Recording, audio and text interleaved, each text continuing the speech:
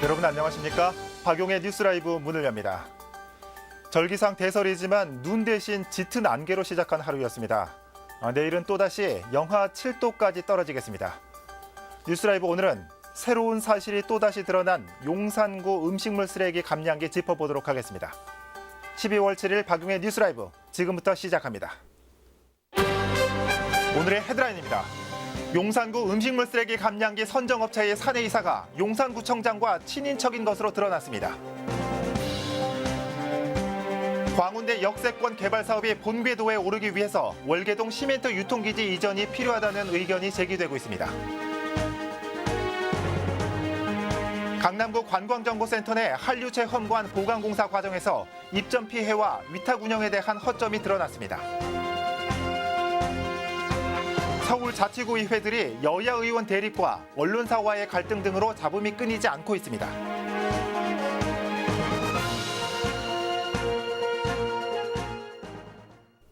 노원구 월계동 발전의 핵심인 광운대 역세권 개발 사업. 주거와 상업시설을 갖춘 대규모 공사가 추진 중입니다. 그런데 사업이 본궤도에 오르기 위해서는 개발 부지를 차지하고 있는 시멘트 유통기지 이전이 필수적입니다. 이번 시간에는 시멘트 유통기지 이전 문제와 광운대 역세권 개발 사업에 대해 짚어보도록 하겠습니다. 현장에 나가 있는 취재기자 연결해 보도록 하겠습니다. 박순아 기자.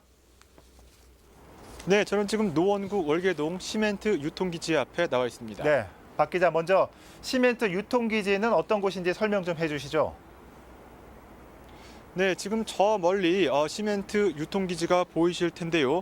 흔히 시멘트 사일로라고 부릅니다. 강원도를 비롯해 시멘트 원산지에서 서울로 운송된 시멘트가 임시 저장되는 곳입니다. 네. 서울 강북 쪽 시멘트는 대부분 저 사일로에 모였다가 필요한 곳으로 공급되고 있는데요.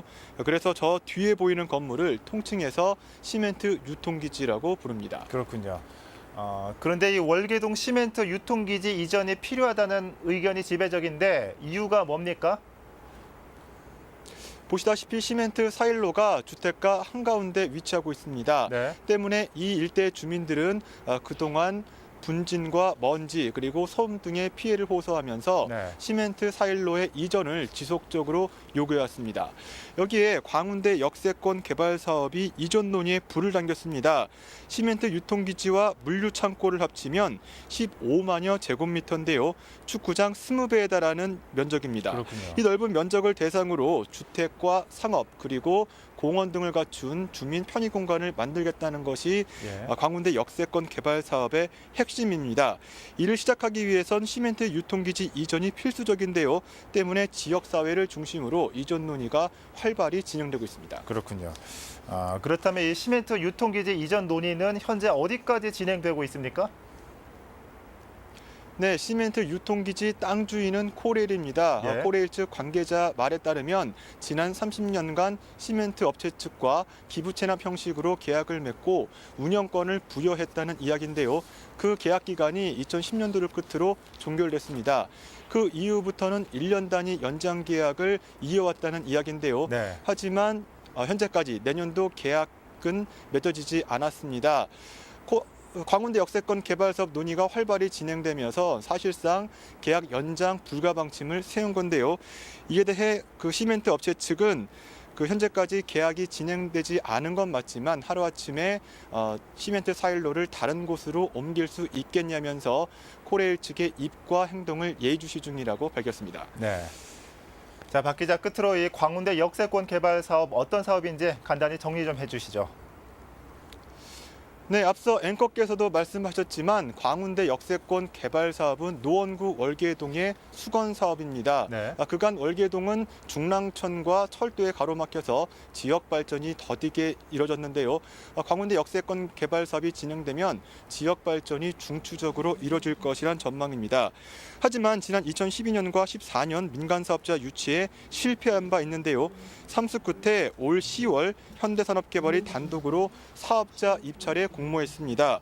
우선 협상 대상자로 지정된 현대 측과 코레일이 현재 개발 방식을 놓고 협의 중인데요. 예. 그리고 이달까지는 최종 사업 협약을 체결할 예정입니다. 지금까지 노원구 월계동 유통기지 앞에서 전해드렸습니다. 네, 박선아 기자 수고했습니다.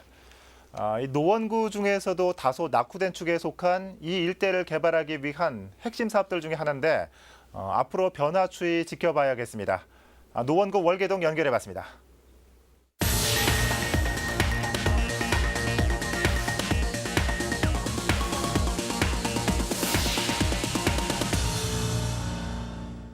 용산구 RFID 대형 감량기 관련 보도 계속 전해드리고 있습니다. 재활용 문제부터 업체 선정 논란까지 이어지고 있는 실정인데 이렇게 해서 선정된 해당 업체의 사내 이사가 구청장과 친인척 관계라는 사실이 뒤늦게 확인됐습니다. 천서영 기자입니다. 용산구 RFID 대형 감량기 사고 관련해 구청장의 친인척이 연관됐다는 의혹은 사업 초기부터 있어 왔습니다. 감량기기를 사와 현재 사업을 진행하고 있는 대리점 업체의 임원 조모 씨가 구청장의 외사촌 형이라는 것. 이러한 논란에 구청은 친인척 관계가 사실이 아니라는 입장만 내놨습니다. 구정 질의에서조차 업체 임원 조모 씨와 구청장이 상관없는 사람이라고 말한 겁니다. VIP의 친인척과 관계가 있다든지 그리고 공정한 선정이 되지 않도록 어떤 압력이 있다든지 이렇게 지금 말씀하시는데요. 전 팩트가 아닙니다. 전부 다. 사실을 확인하기 위해 취재진은 직접 해당 업체의 법인 등기를 떼보기로 했습니다. 당사자 조모 씨는 회사 설립 당시 업체의 임원으로 있었으며 용산구가 RFID 정식 사업을 시작할 때쯤 말소됐다가 지난해 6월부터 다시 사내 이사로 등재돼 회사 운영에 참여하고 있었습니다. 이번엔 조 씨가 구청장과 친인척 관계인지를 확인하기 위해 업체를 찾았습니다. 사실관계를 물었고 직원을 통해 구청장과 조 씨가 친인척 관계라는 답변을 들을 수 있었습니다. 그렇죠. 왜 사촌인지 육친이고 뭔다 사촌인지 육친인지 틀리시 맞아요. 논란이 커지자 구청은 돌연 입장을 바꿨습니다. 내부적으로 진행된 확대 간부회의를 통해 해당 업체의 조모 씨가 구청장과 친인척 관계란 걸 뒤늦게 공식화한 겁니다. 청장님의 친척이 임피아의 사내이사로 근무하는 것은 맞습니다. 그렇지만 우리가 애시당초 그것이 확인되었더라도 그것은 검토 대상도 아니고 고려 대상도 아닙니다. 하지만 법 테두리 안에서 입찰 계약이 진행된 만큼 법적인 문제가 없다고 선을 그었습니다. 지방계약법에는 단체장과 배우자의 직계 존속과 비속에만 계약을 제한하고 있다는 겁니다. 법적으로 문제가 되지 않는다고 치더라도 저는 그 사이에 도덕적인 문제가 매우 심각하다라는 생각이 듭니다. 왜냐하면 그 업체 선정의 문제에서부터 그 업체만 가능하게끔 가이드라인이나 다른 업체에게 불공정한 그런 행태가 분명히 있었다 생각이 들고요. 시행 2년째를 맡고 있는 용산구의 RFID 사업. 사업 기간상 이미 정착 단계에 들었어야 할 사업이지만 부산물 재활용 시비와 맞춤형 입찰이었다는 주장, 거기에 친인척 관계까지 드러나면서 논란의 불씨는 사그라들 기미를 보이지 않고 있습니다. 딜라이브 서울경기 케이블 TV 천선입니다. 강남구는 외국인 관광객 유치를 위해 관광정보센터의 한류 체험관을 운영하고 있습니다. 체험관은 지난해 하반기부터 보강공사를 시작해 지난 10월 다시 개관했습니다. 그런데 강남구의회에서는 이 과정에서 생긴 입점 피해와 함께 위탁 운영의 문제점이 도마 위에 올랐습니다. 지혁배 기자입니다. 지난 10월 20일 다시 문을 연 한류체험관입니다. 강남문화재단이 위탁사업자를 선정해 운영하고 있는 체험관은 당초 지난해 12월부터 문화와 공연시설로 운영될 예정이었습니다. 구조안전진단에서 부적합하다는 결과에 따라 보강공사를 벌이면서 일정이 늦어졌습니다. 이 과정에서 한 개인 사업자가 운영을 맡은 위탁사업자에게 입점비를 주었는데 돈을 돌려받지 못해 피해를 입었다는 주장이 제기됐습니다. 더욱이 보강공사를 한 시행사에게는 아직 공사비가 지급되지 않은 것으로 드러났습니다.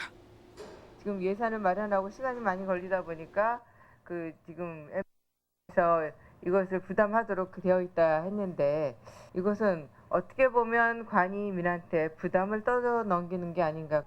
사업자 측이 그 시공사한테 계약금만 지급하고 공사비를 미지급한 거로 알고 있고요. 그래서 문제가 발생돼서 한류체험관은 지난해 11월부터 강남구청의 위탁을 받은 강남문화재단이 M기획사를 운영사로 D연구소를 운영주관사로 하는 컨소시엄에 다시 위탁해 운영하고 있습니다. 이런 과정에서 관리 감독을 해야 할 구청에는 문서로 오간 게 하나도 없었던 것으로 조사됐습니다. 그 기획사하고 그 재위탁을 할 때 그거조차도 사전에 관광진흥과와 협의를 했어야 된다는 거죠. 그런데 그 협의 과정이 있었느냐 그걸 묻는 겁니다. 사전에 승인을 받지 않았기 때문에 문화재단에서 구청에도 이런 그 설문으로 제출지 않았습니다. 예. 민간 위탁의 문제점도 제기됐습니다. 구청이 해야 할 후원과 협찬 등의 모든 업무의 책임을 운영 주관사에게 떠넘기고 있다는 겁니다. 운영은 문화재단이 그 사업자한테 넘기고 그다음에 협찬사나 후원사는 강남구청이 해야 될 일을 그 운영 주관사인 D 그 연구소가 다 하고 있어요.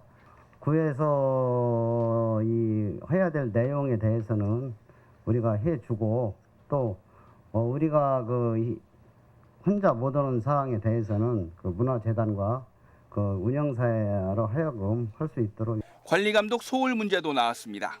운영 주관사가 추진하는 수익 목적의 사업을 구청이 전혀 모른다는 겁니다. 또 다른 입점 피해에 대한 우려가 나왔습니다. 압구정동에 5개 전광판을 만드실 거고 사후 면세점이라든지 패스포드 모바일 사업을 강남구가 지지했습니까? 지금 처음 접해보고요. 네, 이 사람들이 지금 그게 안 지켜지고 좀 오버를 한 것 네. 같은데요. 입점 피해 문제는 1년이 지난 지금까지 해결되지 않고 있습니다. 구정질문에선 공익 목적의 시설을 활용해 수익을 내기 위한 사업 구조에 근본적인 문제가 있다며 개선을 요구했습니다.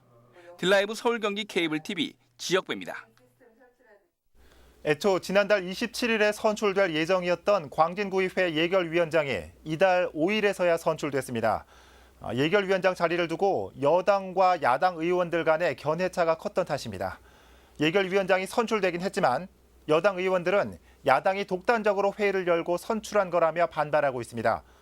광진구의회의 끊이지 않는 잡음, 조성엽 기자가 취재했습니다. 광진구는 지난 일주일간 예결위원장 자리를 두고 파행을 겪었습니다. 계획대로라면 지난달 27일 예결위원장을 선출해야 했지만 의원들의 의견이 합치되지 않았습니다. 민주당 측에선 자유한국당과 민주당이 번갈아 해왔던 관례대로 이번엔 민주당 의원이 예결위원장을 맡아야 한다고 주장했습니다. 2016년도 작년은 또 새누리당. 그러면 이번에는 관례대로 민주당 차례입니다. 우리 새누리당 두 의원님이 추경과 결산 위원장 하는데 우리 민주당이 저 개인적으로 추천도 하고. 반면 예결위원장 후보인 국민의당 의원과 자유한국당 의원들은 예결위원 13명이 투표를 해 뽑아야 한다는 입장. 합의가 안 될 경우 원칙적으로 투표로 선출하는 게 맞다는 겁니다. 회의규칙 제8조 1항에 의하면은 후보가 2인 이상이면은 표결로 선출하게 돼 있습니다.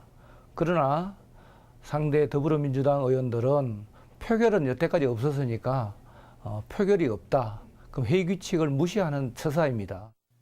이런 가운데 지난 5일 민주당 의원들은 배제한 채 자유한국당 의원 6명과 국민의당 의원 1명이 모여 국민의당 김기란 의원을 예결위원장으로 자유한국당 정관훈 의원을 부위원장으로 선출했습니다. 민주당 의원들은 즉각 반발했습니다. 민주당 소속 임시의장의 허가도 받지 않은 채 야당 의원들이 독단적으로 회의를 열었다는 겁니다. 아마 양측이 합의해서 원만한 의사진행하도록 독촉고 기다리고 있는 사이에 그런 절차를 밟았다는 게 과연 적법한지는 의심이 가고 그 부분에 대해서는 이해가 안 갑니다. 야당 의원들은 절차에 아무런 문제가 없다는 입장입니다.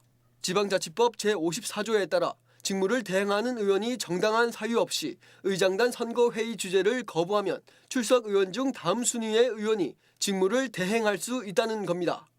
표결에 붙이면 민주당 측이 불리하다는 판단에 따라 임시의장이 계속해서 회의 주재를 거부했기 때문에 해당 법률을 적용할 수 있다는 것. 더불어 전체 13명의 예결위원 중 7명이 참석해 정족수도 충족했다고 전했습니다. 다선 연장자가 보면 된다. 최종 공고를 하고 그리고 나서 사회를 봤으니까 이상이 없다고 해서 절차에 따라서 했습니다. 현재 민주당 의원들은 예결위원 사퇴라는 초강수까지 염두에 두고 있는 상태. 여기에 의장이 자유한국당과 국민의당에 편파적으로 힘을 실어주고 있다며 의장 불신임안도 회부할 것이라 전했습니다. 자칫 7명의 야당 의원만 예산안을 심사하는 초유의 사태가 발생할지도 모르는 상황에서 결국 피해는 예산안 심사 대상인 집행부와 애꿎은 주민들에게 돌아갈 것으로 보입니다. 딜라이브 서울경기 케이블 TV 조성엽입니다. 지방의회 파행은 비단 광진구만의 일은 아닙니다. 중구의회는 특정 언론이 편파 보도를 한다며 취재를 거부하면서 회의 일정이 변경되는 사태까지 벌어졌습니다. 계속해서 진기훈 기자입니다. 지난 1일 구정질문이 예정된 중구의회에서도 의장이 특정 언론이 편파 보도를 일삼는다며 해당 언론의 취재를 거부해 회의가 시작조차 되지 못한 초유의 사태가 벌어졌습니다. 편파 보도 건수가 16건이라며 해당 언론의 문제점을 제기한 의장과 편파 보도를 한 적이 없고 회의장 퇴장 조치를 받아들일 수 없다는 해당 언론이 맞서면서 구정질문은 시작조차 못했습니다. 편파 보도의 극치입니다. 빨리 나가세요. 의장 개인의 잣대로 편파 보도라고 얘기하시는 건 명예훼손입니다. 명예훼손하셨습니다 지금. 언론을 왜 공개하는 거예요? 16건입니다. 경찰. 불러요. 중구의회 규정에 따라 의장이 촬영 등의 취재를 제한할 필요가 있다고 판단한 경우 제한할 수 있다는 겁니다. 하지만 상위 법령인 지방자치법 제65조에는 비공개로 진행할 경우 의원 간 의결을 거쳐야 한다는 규정도 있지만 의결 절차가 없어 논란이 된 겁니다. 결국 중구의회가 구정질문을 한 주 연기한다는 결정을 내리면서 8일에 예정돼 있던 내년도 본예산 심사 일정도 12일로 연기되는 차질을 빚게 됐습니다. 올해 구정의 잘잘못을 살펴보는 구정질문과 내년도 본예산안 심사 등 중요한 현안들이 논의되는 정례회가 의회 안팎의 갈등으로 파행을 거듭하고 있습니다.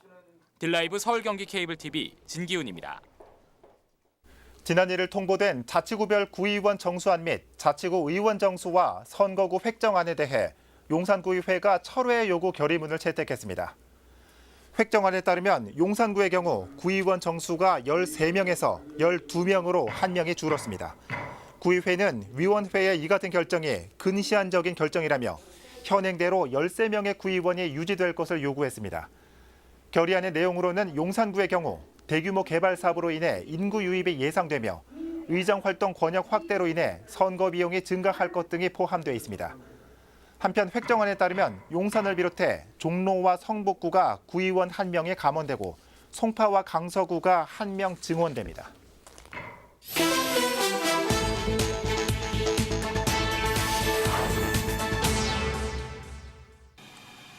어제 오후 3시 30분쯤 서울 중랑구 면목동의 다세대 주택에서 불이 났습니다.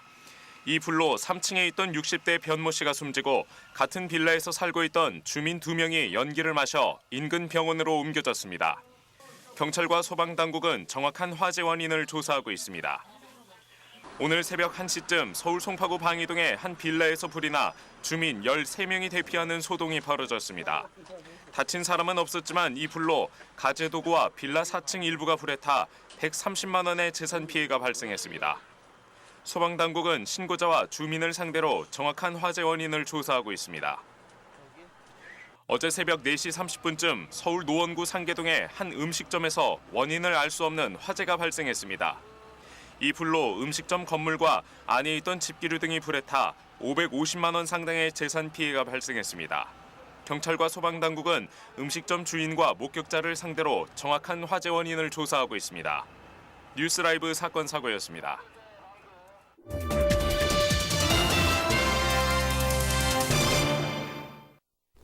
서대문구는 올 초부터 이화여대 앞 컨테이너몰을 추진하고 있습니다. 노점 상인들을 이동시켜 상인들이 정착할 수 있도록 돕는다는 겁니다. 하지만 컨테이너몰 입점을 두고 인근 노점 상인들은 여전히 반대 입장을 보이고 있습니다. 오신영 기자입니다. 이화여대 주변입니다. 먹거리와 액세서리 등을 판매하는 수십여 개의 노점상이 모여 있습니다. 서대문구는 올 초부터 이대 주변 도로를 정비하는 거리 개선 사업을 추진 중입니다. 신촌역사 인근에 컨테이너몰을 조성해 노점 상인들이 정착할 수 있도록 돕겠다는 겁니다. 노점상을 이동하는 이런 대상으로만 하지 말자. 노점상이 45개가 있는데 이분들을 정상적인 사업자로 만들어드리자. 지난 5일 이대 앞 컨테이너몰의 모습이 공개됐습니다. 컨테이너몰의 공식 명칭은 박스퀘어로 신촌역 일대 646제곱미터에 3층짜리 컨테이너를 쌓아 노점상 45곳과 청년상인 19곳을 입점시키겠다는 계획입니다. 하지만 일부 노점 상인들은 컨테이너몰의 입점을 반대한다는 입장입니다. 여기서도 장사가 안 되는데 더 가서 위진데 가갖고 뭐를 하겠어요. 반대예요. 거기는 왜 줬고요. 장사도 안 되고 우선 3층으로 만든다는 것도 말이 안 되고요.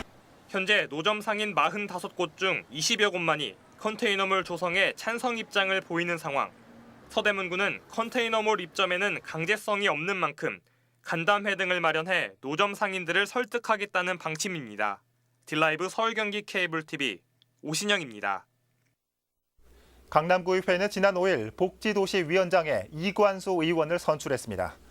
선거는 정례회 기간 중 위원장이던 서경원 의원의 갑작스런 별세로 위원장직이 공석이 됨에 따라 치러졌습니다.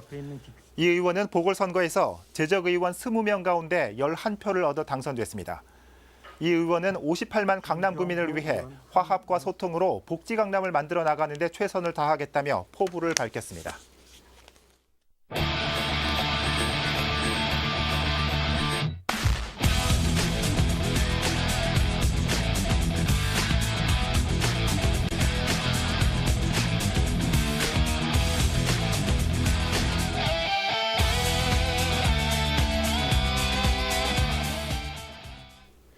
한 손엔 칼을, 다른 손엔 저울을 들고 있는 정의의 여신은 두 눈을 가리고 있습니다. 법과 정에 있어서 사사로움을 떠나 평등해야 한다는 의미죠. 법적으로는 문제될 게 없다. 많은 의혹에 대한 해명에서 자주 들을 수 있는 말입니다. 굳이 두 눈까지 가려야 하냐고 반문하는 듯한 이 말은 법과 원칙이 있는 사회에서 과연 도덕과 윤리는 끼어들 자리가 없는가 의문을 갖게 합니다. 박용의 뉴스라이브 마칩니다. 시청해주셔서 고맙습니다.